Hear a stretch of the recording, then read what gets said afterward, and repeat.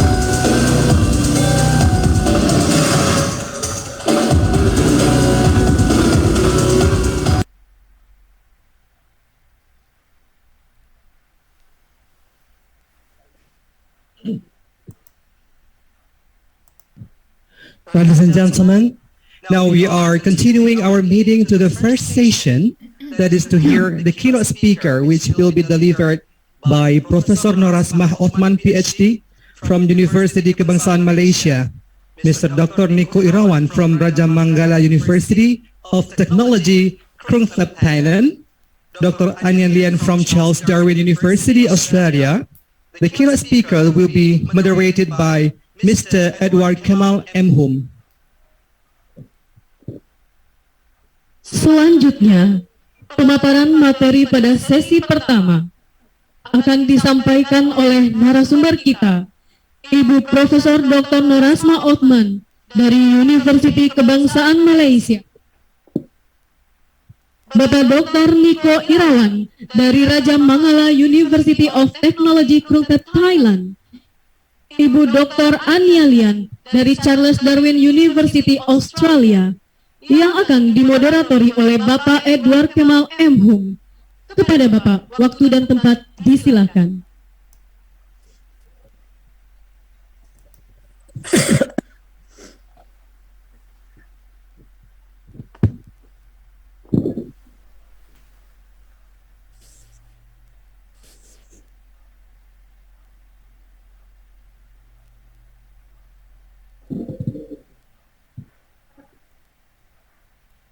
Assalamualaikum warahmatullahi wabarakatuh.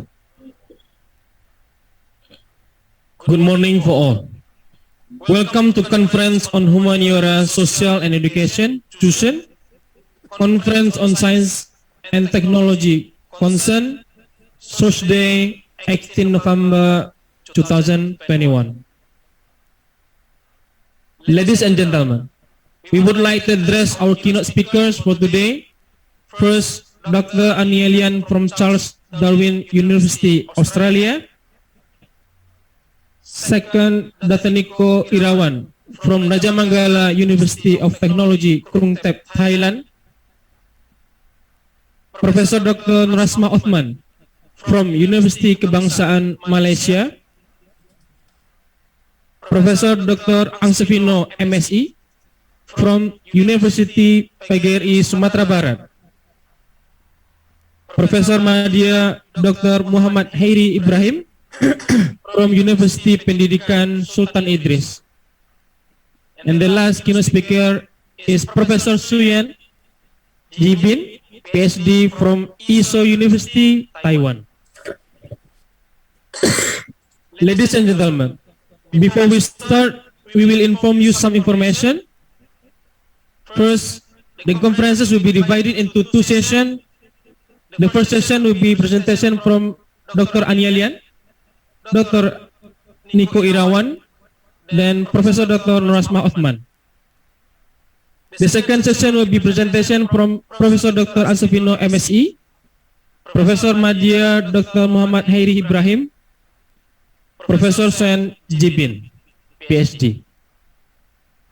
Second, each of keynote speaker will present the presentation for 30 minutes for maximum time. Third, after first session, discussion session will be open, so the audiences can give comment, question by chat box on Zoom or by raising hand. Okay, so we invite our first keynote speaker, Dr. Ania Lian. Okay, I will highlight the CV of Dr. Ania Lian.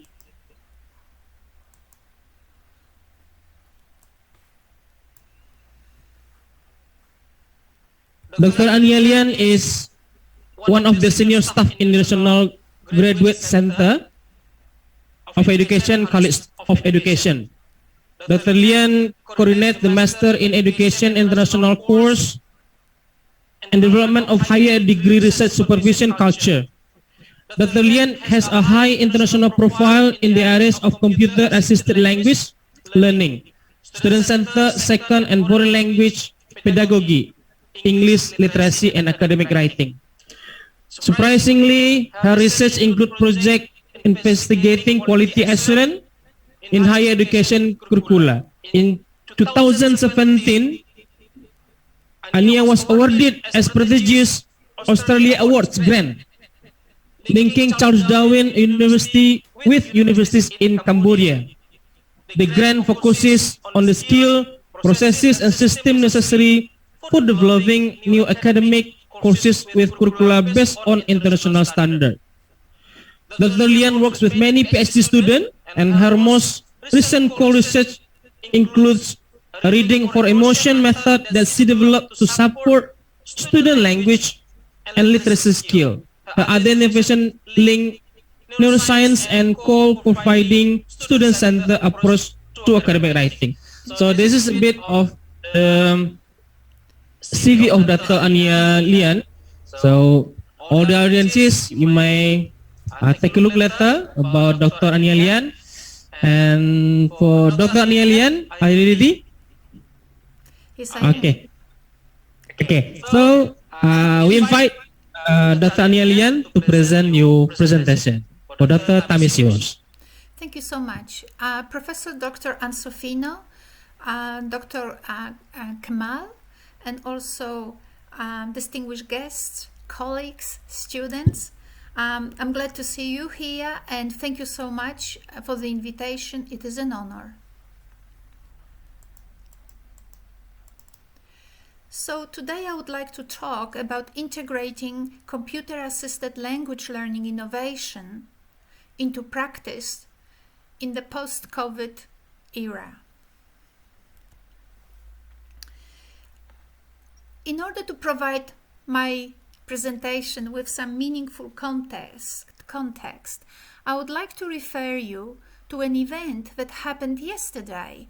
It was the INASLT 2021 International Conference, and during the session number 3, we had some distinguished guests from Indonesia who made very important comments, and I would like to share with you slides, 3 slides from their presentation. Dr. Abdul raised some very important concerns. He analyzed the work in Indonesia of ELT researchers and students, and he was quite concerned about the lack of theorization, or not enough of theorization in this work. And another thing he raised was to say that there was a lot of maybe applied research, but not enough of research that would draw on or open new discoveries, new things. Crazy, but not stupid. You may know whom I'm quoting here. Okay, so another presentation also, this time by Dr. Syahid. What he did some mapping exercise, and one thing that struck me from his presentation was that that among the citations that scholars were quoting was, for example, Lev Vygotsky. Now, you all probably quote Lev Vygotsky, but I would suggest that Lev Vygotsky wrote his work or died around the age around 1926. That's 100 years ago. I'm not saying what's old is bad, but my question is, do we know what's new? So the translations of Lev Vygotsky come from the late 70s or 80s, but nonetheless, his research or thinking is old. Professor Yazid Bastami made another point. He felt that especially students' undergraduate thesis had a lot of statements that he considered were hollow. He compared them to a prayer. Prayer is based in hope, is based in faith. But science cannot be in faith. Science has to be based in thorough argumentation. And he felt that students did not produce that. So that needs to be taught away from, I hope this will be good for you, to an argumentation why I believe this is good for you. That's different. So today I would like to flag some things. So transformative education will be the context of my talk. However, unlike my other presentations that I've given recently, I will not spend too much time on explaining transformative education. What I intend to do today is to actually do what one of the speakers from yesterday flagged, which is maybe to illustrate what is new and crazy but not stupid and interesting, and how I and my doctoral students have worked with the new evidence from interdisciplinary science in order to create novelty, to open new doors. These are important because the more we integrate of the new, of things that different disciplines are now coming up with, the more we understand what we're doing, and we can now create increasingly meaningful experiences for our students. So I will draw on my doctoral students' research and I will illustrate on what evidence did we draw in order to generate novelty and test it. I'll run very quickly through this slide. So transformative education places emphasis on the student. We understand that learning is not happening in the vacuum, and it's not happening for the sake of learning. Our students they live real life in real context, and learning has to meet students in their real life for them to relate their learning to the context of their lives. I'll just leave it there. So I created a drawing where the student actually, the red arrow indicates students learn from the world in order to act on the world. You can see that in that cycle there is no teacher there. The teacher's role in transformative learning is not to replace the world. It is to assist students' reflection on how to work with what the student sees to be important and how to expand their understandings. Obviously, the teacher's work is also to assess students. I have written some text here. I will not explain it because I just don't have the time. What I want to actually focus on is how that reflective process can be facilitated by the teacher. So let me now look first at my doctoral students. I'm doing this first because I want to draw your attention to some legitimation of my ideas. So we've done now a few years of research in this area.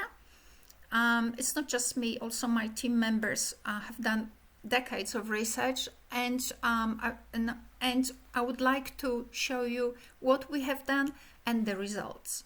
So Lala Bumala Sudimantara from Cirebon, he did some work on teaching academic writing in undergraduate English teacher education programs. And so he has completed the study, that's why I refer to him as doctor. Mr. Lukman Behagi has completed his research. We have his results. However, he still has to write his thesis. So he will complete next year. So he's not a doctor, he's just a mister. Both students worked with academic writing. The difference is that Lala worked in the blended mode. He had face-to-face and online activities. On the other hand, Lukman was working with his students this year, and all that work was online only. Lukman also had a bit of an advantage as well, because on the basis of Lala's thesis, we improved our models. So Lukman had a better version of our models. So we compared, so basically in Indonesia, just as in Australia, the method for teaching English literacy is highly drawing on Halliday's systemic functional grammar. So it's a genre approach to literacy teaching. And what we did, we created a mixed method study and compared our model, to which we refer as multisensory learning model. We compared this model with the teaching within the genre approach. So what did Lala achieve? The results of his study showed that the multisensory model used with the experimental group resulted in significantly improved academic writing performance.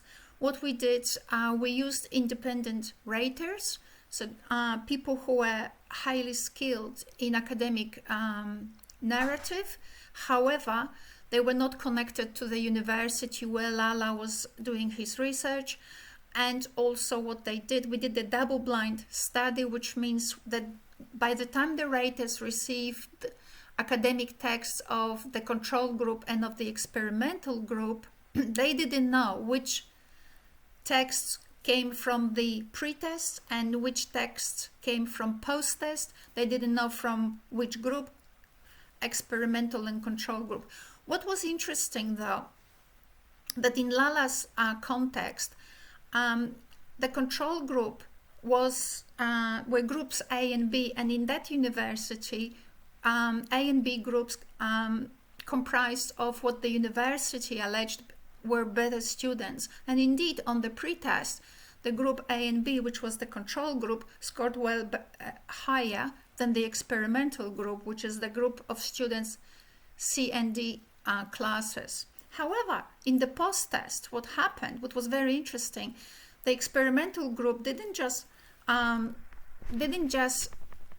level up with the control group. They actually accelerated past them, and that in a statistically significant way, they were better. In fact, what we also found out, if you can look at the underlined text, the control, 54, almost 55% of the control group either had obtained the same score as on the pretest or did worse. They regressed. None of the students in the experimental group regressed. Also, students in the experimental group improved.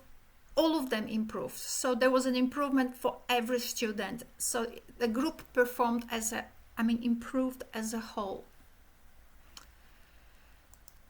So I explained Luckman's study, and if you can see here, in Luckman's context, what happened, groups, the experimental group and the control group were of the same quality. So on the pretest, there was no difference between the groups, but on the post-test, again, the experimental group exceeded.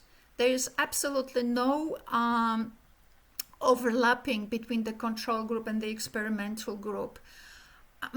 So both studies, the one by Lala and the one by Luckman, had teachers of the control group who were very experienced teachers of the genre approach.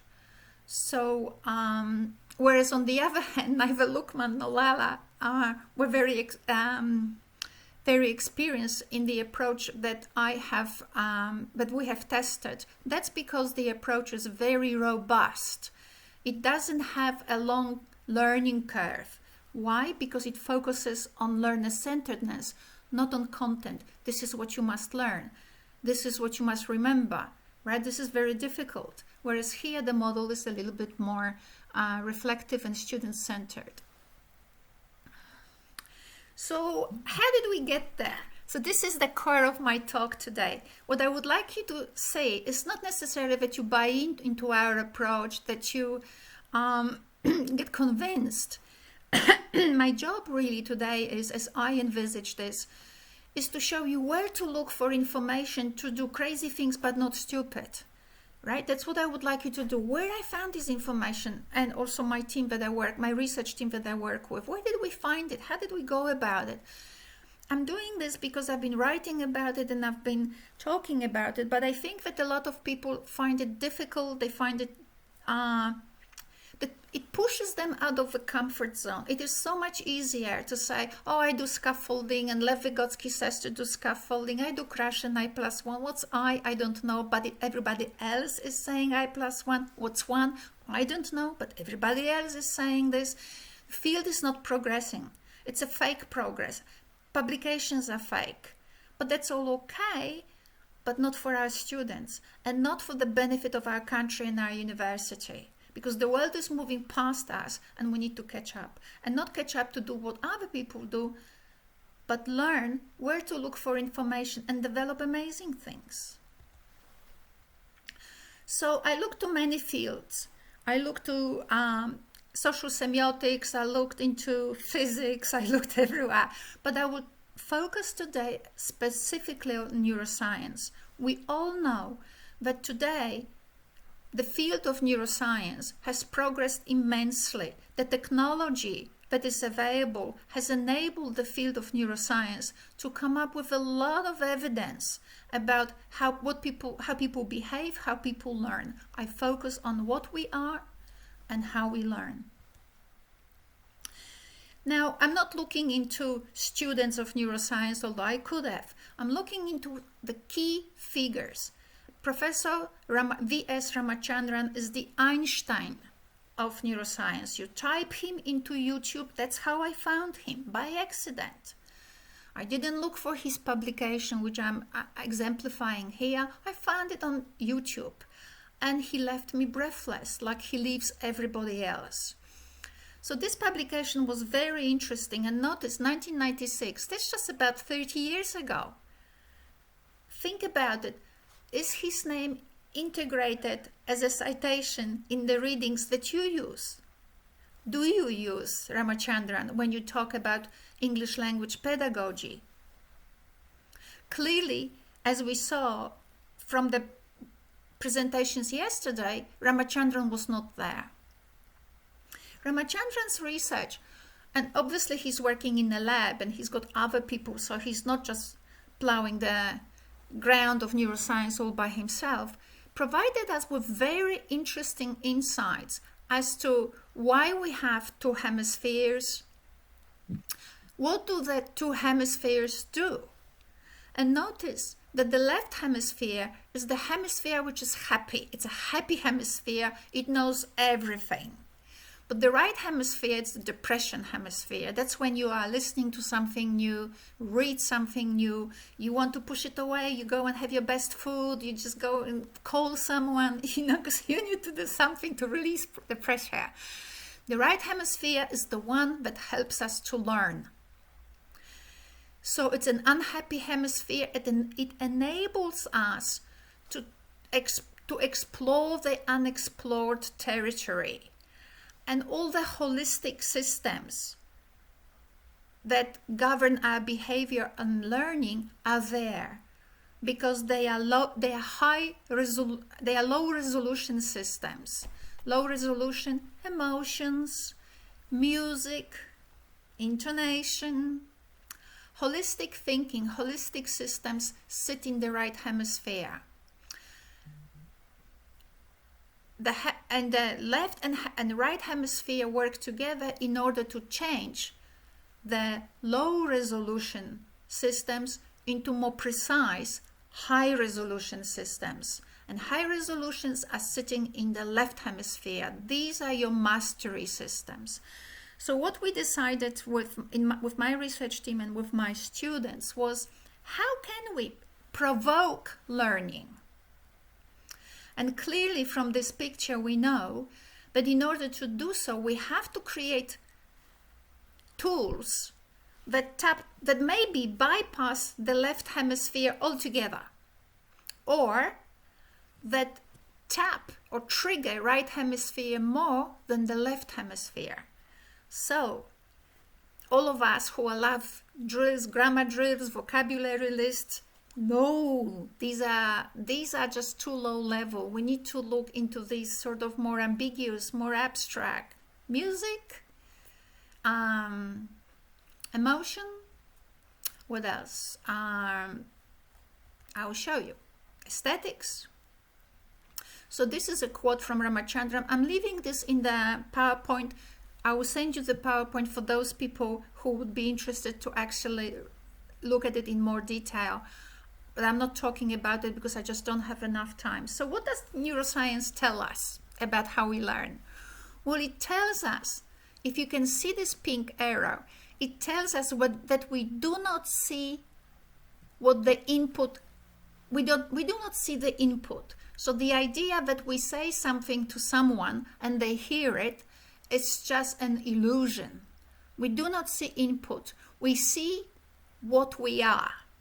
It's very interesting, right? And the high-level systems actually are predictors of what will happen.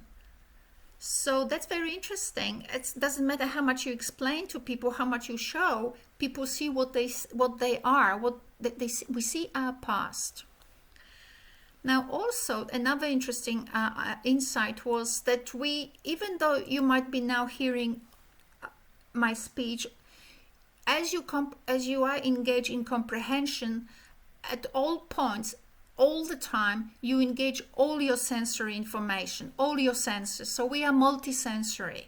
We not only produce multimodal text, but we are multisensory, and we utilize all our senses all the time. That's very interesting. And not only that, we also are emotional creatures, and and our comprehension is not really decoding, is by, Hofstadter calls it, we comprehend by creating analogies. And this is more like this, but it's less than that. Oh, that reminds me of this. So we have now a very interesting situation where they say to us, well, I'm working so hard for students to understand, but this guy is saying to me, they won't. They see their past.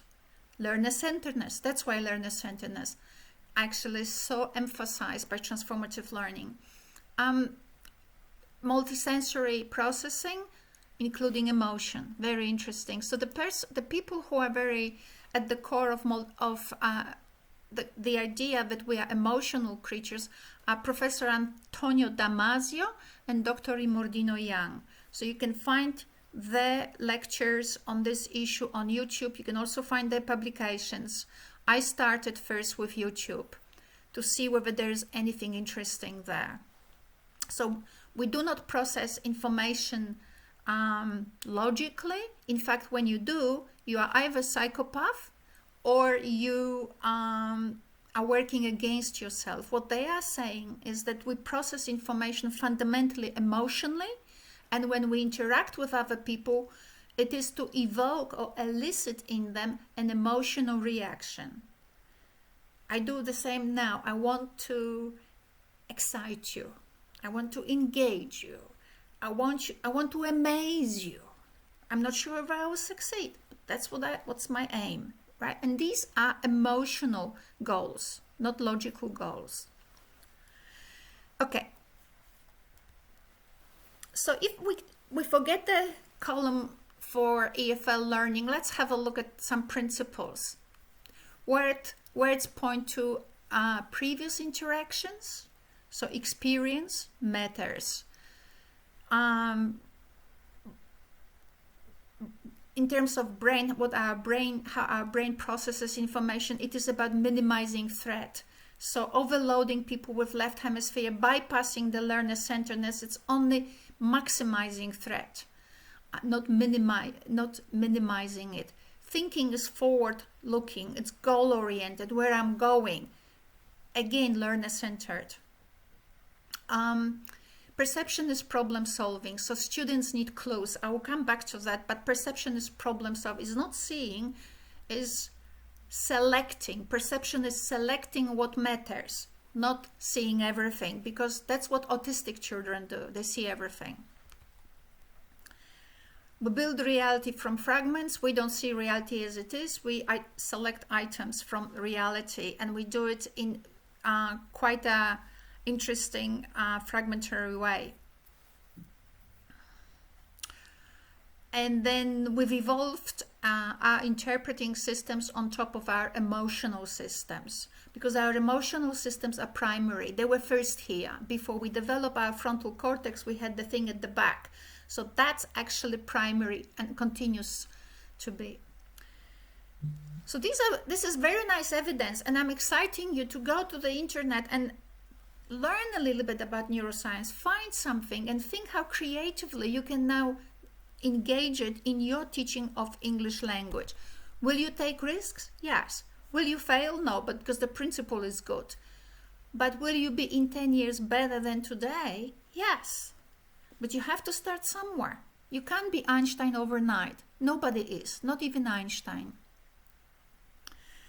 So to link it with technology and with learning environments, in terms of transformative learning, higher order thinking skills, community-oriented activities are preferred, and also collaboration, yes, but also self-directed learning. How can we support students in exploring what they know, identifying what they need to learn more, and following it up? This is just a project we've done in Thailand. Students developed a website. So developed the website as a platform for engaging with the community. So display how they interacted with community, informed the community about these things. So they created stories, which they took from university or from the community. They published them and so on. So that was a very much community-oriented activity that generated questions. How do you write a story? They wanted also to advertise the university. How do you advertise? How do you create an advertisement? Right, so how do you manage feedback? How do you talk to people from the community in order to get a story out of them? And if they don't speak English and can't access your website, how do you reward them? How do you bring them the activity or your stories now in their own language? So there was a lot of problems people had to solve. I'm just integrating it to you to just give you ideas what community-oriented activities could be. And in order to actually perform them, you have a lot of problems. Like producing a story means how do you read other people's stories in order to produce your own? So quite big issues to solve. So what did we do? One day I'm sitting at home and scrolling through YouTube, and here it is, this god of neuroscience, and he's entertaining people. People love him because his research made him realize that all humans share particular processes, which he developed into the neurological theory of aesthetic experience. So I call it this way, but Lala's and Lukman's students called it aesthetics. And it's very funny. With the Indonesian accents, they used to say, the students, because they reported, and they were saying, I've done everything, but I still have to do my aesthetic. I still have to do my aesthetic. I'll show you what they meant.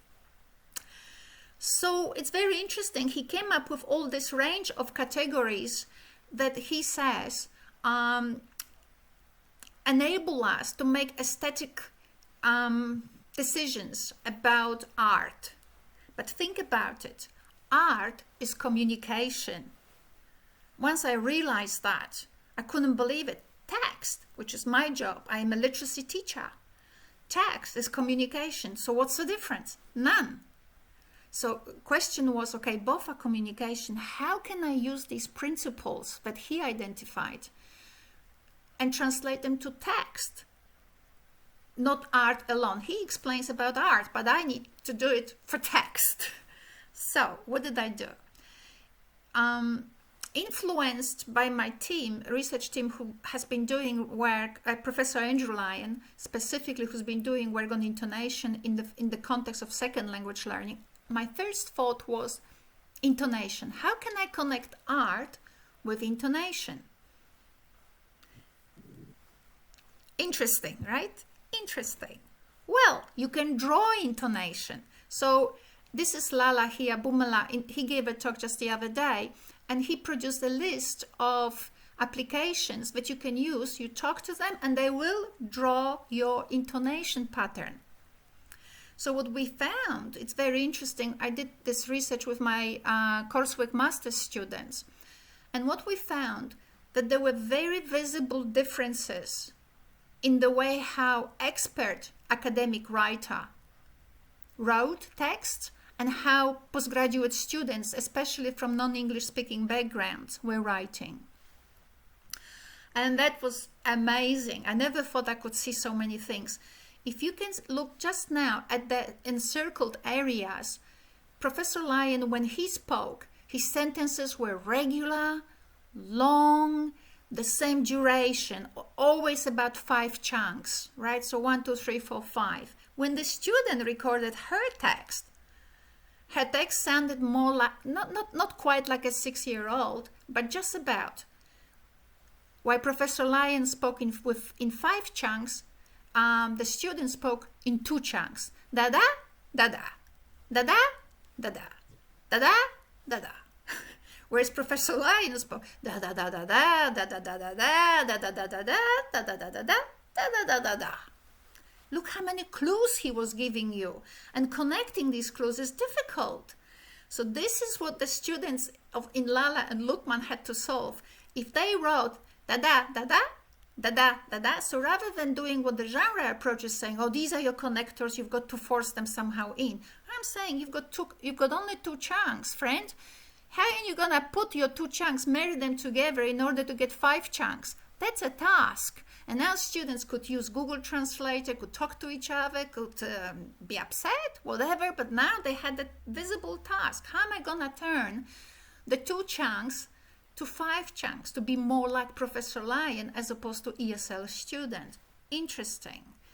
Obviously we have here more happening, but so there was not only just more chunks and therefore more information happening, but regularity, there was a balance, whereas the student was sometimes 2 chunks, sometimes 3 chunks, sometimes 1 chunk, so, it's just not well. It was jarring. You can use these principles, obviously, to artifacts. I don't have the time to do it. You can combine aesthetics and emotion as well. Emotion, which is, so we select words in order to elicit emotion in our readers. Right. So today I said Salam Alaikum to welcome everyone. I could have said hello. Right? But I don't want to. And my husband, who is fluent in Arabic, he produces the whole sentence, and all my Indonesian colleagues just melt. And he does it in this excellent Arabic accent. So he does it on purpose to relate, for you to feel he's part of your cultural context. So how do we do it? I don't have time to do it, but notice this is a fable. So I begin teaching academic writing with fables. Why? Because a fable contains all necessary elements and you can see all of it on one page. No other text is as fabulous as a fable. So what we do in order to actually see relationships and reflect on why particular fable has these words, not other words, what we do a number of things, but I'm just flagging here. We remove some words. So in a field one summer's day, you don't need that. For the text to be grammatical. Sorry, Doctor. Dr. Ania, you have 2 minutes to go. So for the text to be grammatically correct, all you have to say is a grasshopper was hopping about and saw an ant. So we analyze the choices from emotional perspective, what was achieved with that. We create emotional groups, the contrast, grasshopper lazy and short-sighted, and hardworking and long-sighted, right? And we look at words, how these words were, what words were used expressing what emotion for the grasshopper. And the contrast is nothing else than one of those emotional things here. Grouping, contrast, is the emotion. These are the aesthetics qualities identified by Ramachandran. So we use them, but now analyze them in terms of emotions. This enabled us to actually come up with a heuristic structure of all texts. People can play with this structure, but all these elements have to be present in all texts. Longer texts have particular bits organized say I have created this this sequence. Verbotonalism, it's professor things. So basically what he was doing with Lala's students and Lukman's students, he produced exercises where we were sending an input into their left ear, so it reached the right hemisphere and bypassed the left. Andrew and his PhD students, they actually did fMRI readings of students' heads, and indeed his hypothesis from 40 years ago actually has proven that his exercises do bypass the left hemisphere, which knows everything. Once you bypass the left hemisphere, you bypass Indonesian, and all your students here is English. That's interesting, right? So the Indonesian is not interfering. The predictors, the arrows from above that prevent you to see reality as it is, we remove them. Interesting. Obviously, we use also all other exploratory text-to-speech, speech-to-text, some crazy things that Andrew Lian created for listening comprehension. I don't have the time. You can also use, I'm not sure whether it will work, but you can see that Word has capacity to actually read the text to you. So if you can, this is, it's not gonna work. So Word has now died. So Word has the capacity to actually read. I didn't really need for this to die in the last second. So Word has the capacity to actually read the text to you. So you just have to select appropriate commands on your thing. So I might finish here. So because my system has it actually is not compatible. The recordings of films are not compatible with Zoom, so that's what happens. I was hoping it wouldn't happen. Anyway, so you can see that the principles from neuroscience, which is about how people process information, fragmentary. Fragmentary means enable exploration. We are emotional creatures. Have a look what systems about how you can connect the concept of emotion with other systems, like for example aesthetics, and how you can actually utilize them to assist students processing of text, understanding how other people create text and how will I create the text. So if I have 1 minute, I'll just say, so for example, I use this in my keynotes, I use this text produced by a student in Australia on a NAPLAN, which is the state examination of literacy, and the student starts his text with, I was lying in bed and I don't know, whatever. We don't know anything about the person, we don't know anything about the context, we don't know why he's talking and so on. There's no engagement of the the narrator. But in order to produce an engagement with the audience, you can use simple tricks. As you know, I am claustrophobic. You know, I go to bed, I can't even fly. And one day, I, as usual, I went to bed, opened all the windows so I could breathe, and I fell asleep. Way different. Now people know he's claustrophobic, he fell asleep, and something amazing is gonna happen, right? Clearly something that will make him feel claustrophobic. It might be a bit fast what I suggested now, but what I'm saying is, by analyzing the emotion with which you started your narration, are you engaging people? Are you producing enough of information about the context in order to make us understand something about you and your relationship to the audience? No, your text falls flat. And linguistically, there were people who analyzed this text linguistically, people from the Genre School of Sydney. They thought linguistically it was created appropriately. But when you analyze it using neuroscience and emotion and all of that, you know it was not created appropriately. And that's why the NAPLAN examiner failed it. So there you go. Sorry for this, that my system sort of died.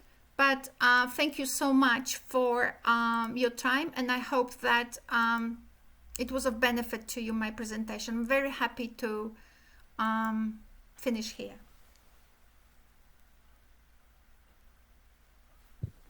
Okay, thank you, Dr. Ania. So your topic is very interesting. Your topic about transformative education and neuroscience. Actually, you stress on that a teacher should assist the student or facilitate the student to gain the knowledge or skill through the left and right hemisphere, because each human work with the sensory information of the human body. This is very interesting actually topic. Okay, thank you. So yeah, we remind for the audiences, you can ask question during in the chat box, yeah, for the audiences. Now